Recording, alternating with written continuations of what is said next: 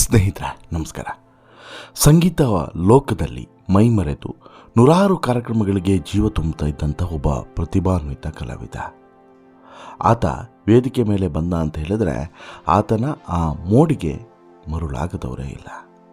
ದಶಕಗಳ ಕಾಲ ಕನ್ನಡ ಸಿನಿಮಾ ರಂಗದಲ್ಲಿ ತನ್ನ ಶಕ್ತಿಯುತ ಡ್ರಮ್ ಬೀಟ್ನಿಂದ ಮನರಂಜನೆಯನ್ನು ನೀಡಿದಂತಹ ಪ್ರಸಿದ್ಧ ಡ್ರಮ್ ವಾದಕ. ಆದರೆ ಇವತ್ತು ಅನಾರೋಗ್ಯ ಪೀಡಿತರಾಗಿ ಆಸ್ಪತ್ರೆ ಸೇರಿದ್ದಾರೆ. ಕನ್ನಡದ ಶಿವಮಣಿ ಅಂತಲೇ ಖ್ಯಾತರಾಗಿದ್ದಂತಹ ಇವರ ಬಲಗಾಲನ್ನು ಕತ್ತರಿಸಲಾಗಿದೆ. ಸೊಂಟಕ್ಕೆ ಪೆಟ್ಟಾಗಿದೆ. ಮೇಲೇಳೋಕ್ಕೆ ಆಗದಂಥ ಪರಿಸ್ಥಿತಿಯಲ್ಲಿ ನರಳಾಡ್ತಿದ್ದಾರೆ. ಕುಟುಂಬ ಸಹಾಯದ ಮೊರೆಯನ್ನು ನೀಡ್ತಾ ಇದೆ. ಯಾರಾದರೂ ಸಹಾಯ ಮಾಡಿ ಅಂತೇಳಿ ಕೇಳ್ತಾ ಇದ್ದಾರೆ. ಸಹಾಯದ ಮಹಾಪುರವು ಹರಿದು ಬರ್ತಾ ಇದೆ. ಈ ಮೂಲಕ ಒಂದು ಕಾಲದಲ್ಲಿ ಸಂಗೀತ ಲೋಕದ ಮಾಂತ್ರಿಕನಾಗಿದ್ದಂತಹ ಇದೇ ವ್ಯಕ್ತಿ ಇವತ್ತು ಯಾವ ಪರಿಸ್ಥಿತಿಯಲ್ಲಿ ಬೆಡ್ ಮೇಲೆ ಕೂತಿದ್ದಾರೆ ನೀವೇ ನೋಡಿ.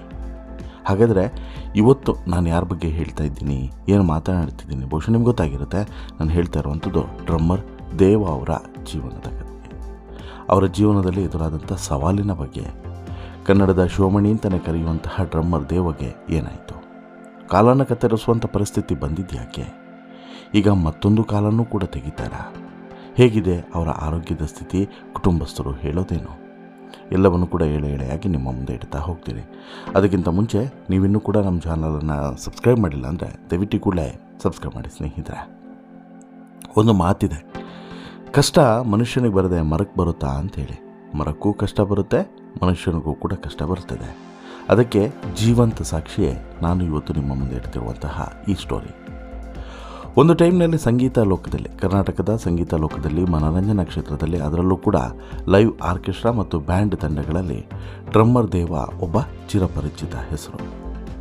ಕನ್ನಡದ ಶಿವಮಣಿ ಅಂತಲೇ ಪ್ರಖ್ಯಾತಿಯನ್ನು ಪಡೆದಂತಹ ಟ್ಯಾಲೆಂಟೆಡ್ ಕಲಾವಿದ. ಬಡ ಕುಟುಂಬದ ಹಿನ್ನೆಲೆಯಿಂದ ಬಂದಂಥ ದೇವ ತಮ್ಮ ಕಠಿಣ ಪರಿಶ್ರಮದಿಂದನೇ ಡ್ರಮ್ಸ್ ನುಡಿಸುವಿಕೆಯಲ್ಲಿ ಕೌಶಲ್ಯವನ್ನು ಗಳಿಸಿದವರು. ಜೀವನ ನಡೆಸೋದಕ್ಕೆ ಸಂಗೀತವನ್ನೇ ನಂಬಿದ್ದಂತಹ ಈ ಡ್ರಮ್ ದೇವಗೆ ಡ್ರಮ್ಸ್ ನುಡಿಸೋದು ಬರೀ ವೃತ್ತಿಯಾಗಿರಲಿಲ್ಲ, ಅದೊಂದು ಪ್ಯಾಷನ್ ಆಗಿತ್ತು. ಎಲ್ಲವೂ ಕೂಡ ಸುಸೂತ್ರವಾಗಿ ಸಾಗ್ತಾ ಇತ್ತು. ಒಂದಾದ್ಮೇಲೊಂದು ಅವಕಾಶಗಳು ಕೂಡ ಸಿಗ್ತಾ ಇದ್ವು. ಆದರೆ ಏನು ಮಾಡ್ತೀರಾ, ನಾವೊಂದು ಅಂದ್ಕೊಂಡ್ರೆ ವಿಧಿ ಮತ್ತೊಂದು ಅಂದ್ಕೊಳ್ತದಲ್ಲ.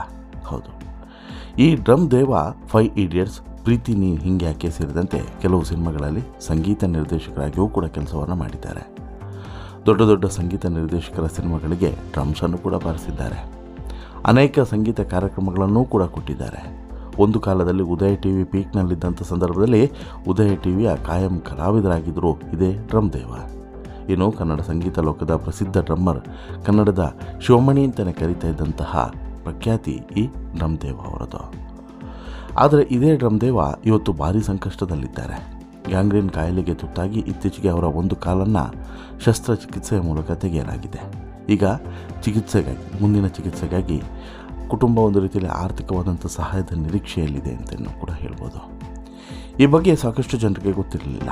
ಈ ಬಗ್ಗೆ ಬೆಳಕನ್ನು ಚೆಲ್ಲಿದ್ದು ಯಾರು ಅಂತೇಳಿ ಕೇಳಿದ್ರೆ ಹಿರಿಯ ಪತ್ರಕರ್ತರಾದಂತಹ ಗಣೇಶ್ ಕಾಸರಗೋಡು ಅವರು ಕೂಡ ಒಂದು ಪೋಸ್ಟನ್ನು ಶೇರ್ ಮಾಡಿ ಕನ್ನಡದ ಶಿವಮಣಿ ಅಂತಲೇ ಪ್ರಖ್ಯಾತರಾಗಿರುವಂತಹ ಡ್ರಮ್ ದೇವ ಅನಾರೋಗ್ಯ ಪೀಡಿತರಾಗಿದ್ದಾರೆ, ಆಸ್ಪತ್ರೆ ಪಾಲಾಗಿದ್ದಾರೆ ಅಂತೇಳ್ಬಿಟ್ಟು ಸುದೀರ್ಘವಾದಂಥ ಒಂದು ಸ್ಟೋರಿಯನ್ನು ನಮ್ಮ ಮುಂದೆ ಇಡ್ತಾರೆ. ಅದಾದ ಬಳಿಕನೇ ಎಲ್ರಿಗೂ ಕೂಡ ಗೊತ್ತಾಗ್ತಾ ಹೋಗಿದೆ ಏನಾಗಿದೆ ಏನು ಅಂತೇಳಿ. ಆರಂಭದ ಕೆಲವು ದಿನಗಳಲ್ಲಿ ಡ್ರಮ್ಗಳನ್ನು ಒರೆಸುವಂಥ ಕೆಲಸವನ್ನು ಮಾಡ್ತಿದ್ದಂಥ ಡ್ರಮ್ ದೇವ ನಂತರ ತಾನೂ ಕೂಡ ಡ್ರಮ್ಮರ್ ಆಗಬೇಕು ಅಂತ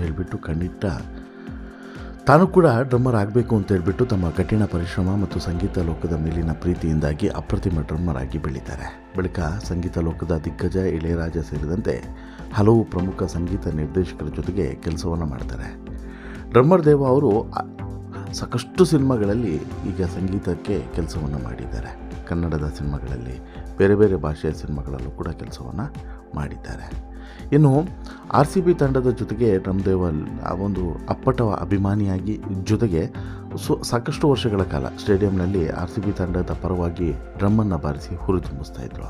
ತಮ್ಮ ಎಲೆಕ್ಟ್ರಿಕಲ್ ಬೀಟ್ಸು ಮತ್ತು ಡ್ರಮ್ಸ್ ಮೂಲಕ ಸ್ಟೇಡಿಯಂನಲ್ಲಿ ಅಭಿಮಾನಿಗಳನ್ನು ಹುಚ್ಚೆದು ಕುಣಿಯುವಂತೆ ಕೂಡ ಮಾಡ್ತಾಯಿದ್ರು.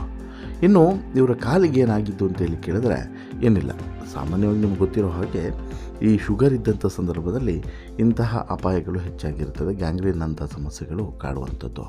ಇಲ್ಲೂ ಕೂಡ ಹಾಗೆ ಆಗಿದೆ.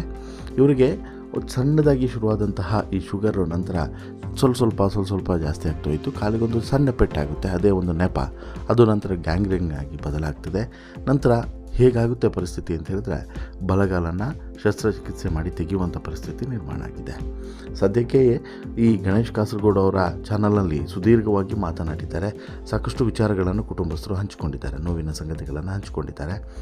ಇನ್ನು ಸೊಂಟಕ್ಕೂ ಕೂಡ ಪೆಟ್ಟಾಗಿದೆ, ಹಾಗಾಗಿ ಎದ್ದೇಳಕ್ಕೂ ಕೂಡ ಆಗದಂಥ ಪರಿಸ್ಥಿತಿಯಲ್ಲಿದ್ದಾರೆ, ನಡೆಯೋಕ್ಕೂ ಕೂಡ ಆಗದಂಥ ಸ್ಥಿತಿಯಲ್ಲಿದ್ದಾರೆ. ಇನ್ನೊಂದು ಕಾಲು ಕೂಡ ಅಪಾಯದಲ್ಲಿದೆ ಎನ್ನುವಂತಹ ವಿಚಾರವನ್ನು ಕೂಡ ಮುಕ್ತವಾಗಿ ಈಗ ಹಂಚಿಕೊಂಡಿದ್ದಾರೆ ಕುಟುಂಬಸ್ಥರು. ಹಾಗಾಗಿ ಈ ಪರಿಸ್ಥಿತಿಯನ್ನು ನಿಭಾಯಿಸೋದಕ್ಕೆ ಆರ್ಥಿಕವಾದಂಥ ಸಹಾಯದ ನಿರೀಕ್ಷೆಯಲ್ಲಿ ಕುಟುಂಬ ಇತ್ತು. ಈಗಾಗಲೇ ಸಾಕಷ್ಟು ಸಹಾಯ ಆಗಿದೆ, ಇನ್ನೂ ಕೂಡ ಸಹಾಯ ಆದರೆ ಕುಟುಂಬಕ್ಕೂ ಕೂಡ ಒಂದು ನೆರವಾಗುತ್ತೆ ಅನ್ನುವಂಥದ್ದು ಇಲ್ಲಿ ಇವರ ಅಭಿಪ್ರಾಯ. ಒಂದು.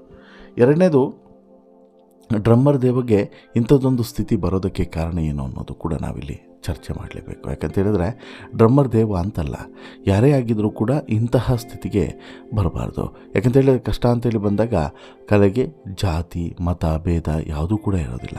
ನಮ್ಮ ಚಿತ್ರರಂಗದ ಕೆಲ ಕಲಾವಿದರು ಮತ್ತು ಸ್ನೇಹಿತರು ಇದಕ್ಕೆ ಸಾಕ್ಷಿಯಾಗಿದ್ದಾರೆ. ದೇವ ಅವರ ಪರಿಸ್ಥಿತಿಯನ್ನು ನೋಡಿ ಅನೇಕ ಜನರು ಈಗಾಗಲೇ ಕೈಯಲ್ಲಾದಷ್ಟು ಸಹಾಯವನ್ನು ಮಾಡಿದ್ದಾರೆ. ಈ ವಿಡಿಯೋಸ್ಗಳನ್ನು ನೋಡಿದಂಥವರು ಕೂಡ, ಅದು ಸಾರ್ವಜನಿಕರು ಕೂಡ ಸಾಕಷ್ಟು ಜನ ಸಹಾಯವನ್ನು ಮಾಡಿದ್ದಾರೆ.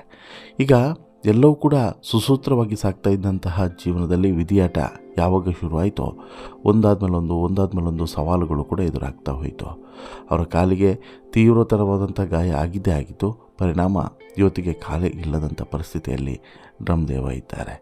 ಆದರೂ ಕೂಡ ಬದುಕಿನಲ್ಲಿ ಮತ್ತೆ ಗೆಲ್ಲುವಂಥ ಛಲವನ್ನು ಇಟ್ಕೊಂಡಿದ್ದಾರೆ.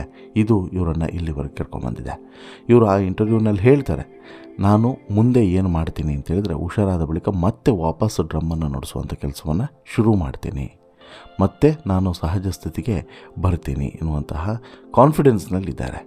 ಇದು ದೇವ ಮಾತ್ರವಲ್ಲ, ಅವರನ್ನು ಪ್ರೀತಿಸುವಂಥ ಪ್ರತಿಯೊಬ್ಬರ ಒಂದು ಆಶಯವೂ ಕೂಡ ಇದೆ. ವೈದ್ಯರು ಈಗಾಗಲೇ ಹೆಚ್ಚಿನ ಚಿಕಿತ್ಸೆಯ ಅಗತ್ಯವಿದೆ ಎನ್ನುವಂಥ ವಿಚಾರವನ್ನು ಕೂಡ ಹೇಳಿದ್ದಾರೆ.